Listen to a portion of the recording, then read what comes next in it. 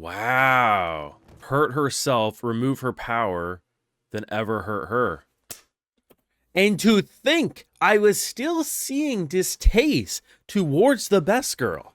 Fish girl. Fish girl is I feel like calling her fish girl is a slur, but I'm all for it, I ain't gonna lie. There's now two things I'm racist towards when it comes to anime. That's elves and now mermaids. You fish girl. Everyone else though deserves love and respect. Mongrel. Oh my god. I swear to god, we be throwing slurs around this episode. Mermaid to fox and fox to mermaid.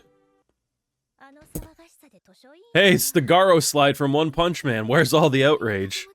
Oh wait, we're all reasonable in this fandom, I forgot. Wow, that is depression. Bro, this girl's only thinking about the fact that I'm human, I want to die in a couple years anyway, and at least she'll have an immortal friend with... Remember when I talk about the depression of this show and the drowning and how she feels drowning, yet she still has compassion for those that she loves? This is bad. You might even want to say this is awful. And truly, I don't know what to do or how to feel anymore. Maybe I'm conflicted because we got a yokai who's willing to bite off her own tails, wound herself, make her less powerful. She can't even go to the goddamn beach anymore because she doesn't have the power to leave her home area to certain distances. Maybe it's because she's putting her trust into a killer mermaid that I'm starting to circle back to my original thought. What if this mermaid isn't as bad as she's making herself out to be? And you know what? There's one thing that comes to mind. It's almost like I'm both my own reasonable voice and disaster, because I'm thinking to myself, doing the same thing over and over again, expecting a different result, is literally the definition of insanity. And what am I doing? I'm saying, wait a minute. What if we can trust Miss Mermaid? This show would be a lot simpler if I could just make racist mermaid jokes.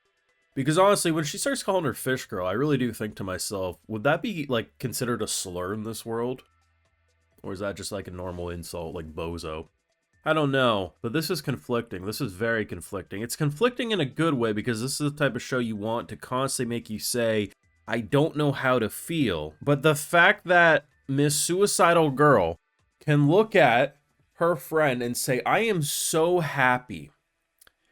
I am so happy that she now will have an immortal friend. Because she's not changing the fact that she wants to die. No, she does. But it also doesn't mean that someone who does want to die doesn't have feelings for those around them. That's why they typically hold on as long as they can, until they can no longer. The fact that she's looking at her friend being a big old fox and saying, I'm so happy that she's a monster, because when I die now, she'll have someone to live with. Like, the way this show handles depression is next level realistic, and the fact that it's able to be this realistic with monsters is insanity. Hey, but at least they confirm that there's actually something wrong with her. I think she's possessed by a yokai, which is why she has all those burns and stuff. Time will tell, but there's a lot we gotta theorize going forward in the show, and I think it'll take us multiple seasons to ever properly have a definitive feeling on who we can trust and who we need to toss into the water. Now, a reminder, if you enjoyed the video, drop a like, show your support, subscribe if you're new around here, and yes, Patrons, where you can catch my full live reactions and thoughts to these wonderful episodes if you also want to help fund the channel and videos just like the one you're watching. So, I knew she didn't eat her last week. That's why I didn't really make it a big, I didn't talk about it, because, they make a cliffhanger. I knew she wasn't going to eat her. But I did think she did put her in her mouth. Make kinky jokes all you want over that, but I figured she was going to chomp her, run away, spit her out, we'd have a conversation, blah, blah, blah. Nope, turns out she bit herself. She ripped off her tails. Now, not all of them, but basically what that means is that her power is now a lot more limited. She's restricted herself, meaning she's not going to be as good at protecting her, and also she's no longer as powerful of a deity as she once was. But the fact that she's putting her trust in a killer mermaid, on one hand I want to say, man, what are you doing? But at the same time, if she would have continued herself, she would have eventually had her instincts take over and she would have killed our girl. So it makes sense why she's doing that. And honestly, the dynamic between the three of them is really fun. But it's like, there's gotta be more to this mermaid. There has to be. the more I think about it, even removing hopium, like, yeah, she's trying to say that the happier she is, the better she would taste. But what about all these other monsters that want her right away? That basically after the accident, because she wasn't born this way. That's now been confirmed. It was after this accident that they started to attack her, and that's where she had to try to protect her. I'm the only one being like, huh, you say, like, yes, maybe your palate's just a little more refined, so her happier will make the already tasty charred barbecue flesh better. Or is she just a tsundere who can't express her true feelings? I don't know. All I know is it looks like Poseidon's about to raise from the dead here and strike us down at the beach. Very conflicting. I just can't get over what she said, though, about Miko and how, like, she was happy that she would have someone who would be able to be with her when she's gone. That has to be one of the most realistic depictions of suicidal thoughts I've ever seen. Because, like, if you're, like, a person's only friend or, like, you're, like, their main world or something and you're like, man, I really don't want to live. But, like, oh, bro, I'm surprised she didn't pull a gun out and go boom right there. Like, that was some heavy stuff that's going to go severely overlooked about just how messed up it actually is.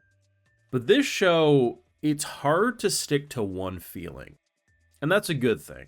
Because if you're going to deal with complex thoughts ranging from suicidal tendencies to monsters who want to consume you like barbecue, to, oh man, is this fox responsible? There's a lot of anger and resentment and love and hate and happiness. It's all humanity. Complex things of emotion. But, it's probably hopium. And to be honest, a part of me honestly thinks that it probably is a case that she truly, like, wants her happy before she eats her because she will taste better.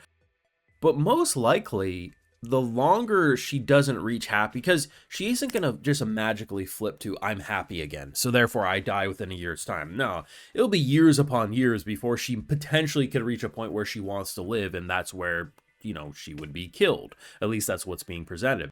So if that's the case, the longer this mermaid spends with her, the more she'll actually be connected to her, and eventually it will get to a point where she doesn't want to eat her. That is probably the path they're going, but at the same time, I think there's more to it than what she's letting on. Could be hopium, but at the same time, I don't know anymore. I really don't. It's interesting because you would think the dynamic between the three of them would be silly. It should be weird, like, oh, here's this big old fox who might eat her if she is left unchecked for too long with power. There's this mermaid who wants to eat her because she's crazy. And here's a girl who's like, tee wouldn't it be fun if I died? That should be like pretty cringy writing, but they've actually managed to make it feel both realistic and drama-filled, but also somehow rootable because these three oddly work together. They do. I may have made a terrible mistake shipping her godmother, all things considered, with her, but thankfully it seems like she just wants to be her friend, so Chris Hansen shouldn't be knocking on any doors after this one. But as for the mermaid, I'm conflicted about her, bro. I'm really conflicted. Though, yeah, the scene of her thinking about her friend being taken care of when she's no longer there, gotta be one of the heaviest things I've seen in anime in some time. Like, that's heartbreaking. No other way to put it. You know what you thought, though, on this week's episode? We're halfway through the season. It feels like just yesterday we started, and I don't know where we're going. I love it, but I don't know where we're going. Theories and thoughts down below. Drop a like, share, support, subscribe if you're new around here. Patreon's where you can catch my full live reactions to all this and more. And hey, I also like to give video shoutouts to my wonderful patrons. Alright, so today we got Sarah Bry, Soggy Toast, Jess Y, I Am Here, Alexis A, Alex Jackson, and we also have Crystalline Harris. So I appreciate the support. Please take care. You'll have a good one.